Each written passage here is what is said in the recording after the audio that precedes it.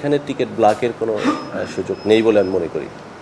অগ্রিম টিকিট প্রদানের আজকে প্রথম দিন। আজকে 13 মার্চ তারিখের আন্তনগর ট্রেনের টিকিট প্রদান করা হচ্ছে। এই কার্যক্রম চলবে 9 তারিখ পর্যন্ত। 9 তারিখে 19 মার্চ তারিখের অগ্রিম টিকিট প্রদান করা হবে। আর সকাল 8 ঘটিকা থেকে পশ্চিমাঞ্চলের আন্তনগর ট্রেনের টিকিট অনলাইনে প্রদান করা হচ্ছে। আর বেলা 14 ঘটিকা থেকে পূর্বাঞ্চলের আন্তনগর ট্রেনের টিকিট প্রদান করা হবে, যার শতভাগ অনলাইনে পাওয়া যাবে।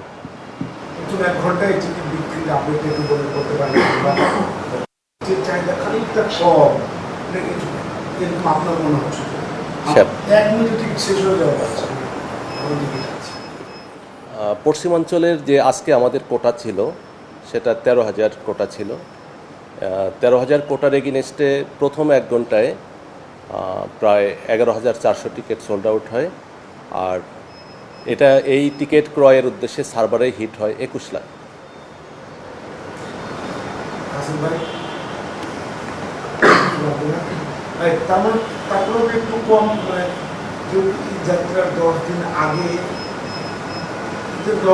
হচ্ছে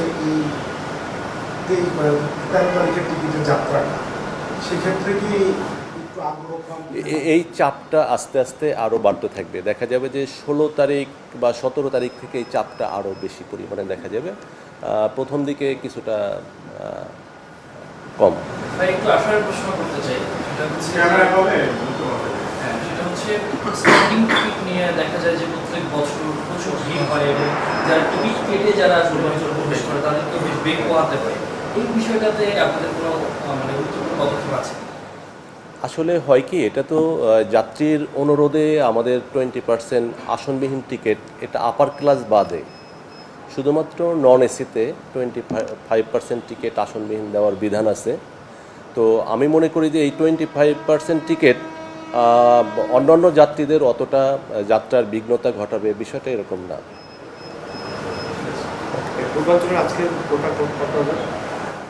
পূর্বাঞ্চলে 14,000।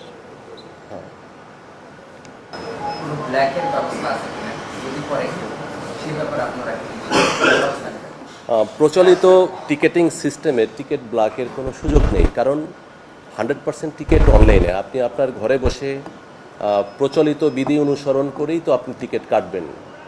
কাজে এইখানে টিকিট ব্লক হওয়ার কোনো সুযোগ নেই। কাউন্টার থেকে তো কোনো টিকিট প্রদান করা হচ্ছে না, বা কাউন্টার থেকে টিকিট বাইরে যাচ্ছে, বিষয়টা এরকম হওয়ার সুযোগ নেই। কাজে এখানে টিকিট ব্লকের কোনো সুযোগ নেই বলে আমি মনে করি।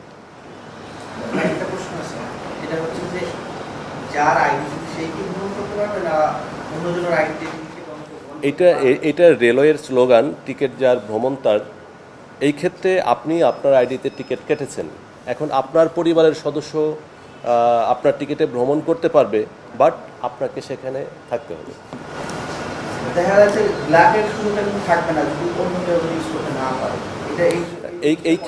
এই ক্ষেত্রে রেলওয়ে, বাংলাদেশ রেলওয়ে অনেক সতর্ক আছে, কিন্তু পাশাপাশি যাত্রী সাধারণকেও এই ব্যাপারে সজাগ থাকতে হবে এবং সচেতন থাকতে হবে যে আমি আমার আইডিতে ভ্রমণ করব বা আমার পরিবারের সদস্যরা ভ্রমণ করবে, আমি কোনোভাবেই অন্যের আইডিতে ভ্রমণ করব না।